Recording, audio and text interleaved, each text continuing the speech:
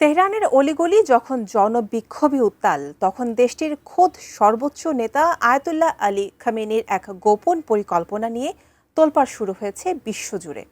গোয়েন্দা তথ্যের ভিত্তিতে এমনই চাঞ্চল্যকর তথ্য বেরিয়ে এসেছে।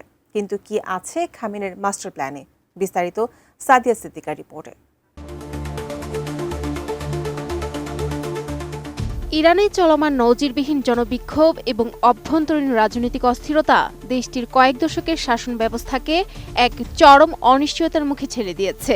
পরিস্থিতি এতটাই বেগতিক যে খোদ দেশটির সর্বোচ্চ নেতা আয়াতুল্লাহ আলী খামেনি এখন নিজের এবং পরিবারের নিরাপত্তা নিশ্চিতে প্ল্যান বি হিসেবে পালানোর পরিকল্পনা করেছেন বলে দাবি করেছে যুক্তরাজ্য থেকে পরিচালিত ইরান ভিত্তিক সংবাদ মাধ্যম ইরান ইন্টারন্যাশনাল এবং প্রভাবশালী ব্রিটিশ সংবাদ মাধ্যম দ্য টাইমস। গোয়েন্দা সূত্রের বরাত দিয়ে সংবাদ মাধ্যমগুলো বলছে, যদি ইরানের নিরাপত্তা বাহিনী বিক্ষোভ দমনে চূড়ান্তভাবে ব্যর্থ হয় কিংবা নেতার প্রতি তাদের আনুগত্যে চির ধরে, তবে খামেনি তার পরিবার ও ঘনিষ্ঠ সহযোগীদের নিয়ে রাশিয়ার রাজধানী মস্কোতে রাজনৈতিক আশ্রয় নিতে পারেন। এই গোপন পরিকল্পনাটি অত্যন্ত সংকুচিত এবং উচ্চ পর্যায়ের। আমি বুঝি নির্মাণের শিল্প, সালাম স্টিল বোঝে ডিউরেবিলিটি। সালাম স্টিল, মোস্ট ডিউরেবল স্টিল। সংবাদ মাধ্যম দুইটির দাবি, খামেনির সফরসঙ্গী হিসেবে তার পুত্র ও সম্ভাব্য উত্তরাধিকার মোস্তফা খামেনি সহ সর্বোচ্চ ২০ জনের একটি ছোট দলকে নির্বাচন করা হয়েছে।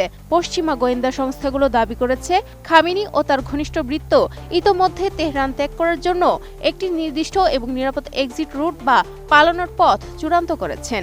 একই সঙ্গে বিদেশে ছড়িয়ে থাকা তাদের বিপুল পরিমাণ সম্পদ, স্থাবর সম্পত্তি এবং নগদ অর্থ দ্রুত জোগাড় করার উদ্যোগ নেওয়া হয়েছে, যাতে নির্বাসিত জীবনযাপনে কোনো প্রতিবন্ধকতা সৃষ্টি না হয়।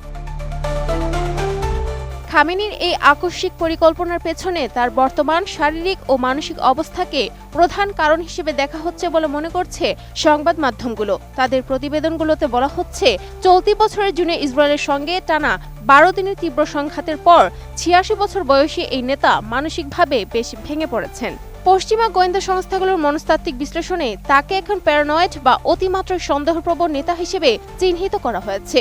নিজের চারপাশের নিরাপত্তা বলয় নিয়ে এই গভীর সংশয় তাকে সম্ভাব্য দেশত্যাগের মতো কঠিন সিদ্ধান্ত নিতে উদ্বুদ্ধ করেছে বলে মনে করা হচ্ছে।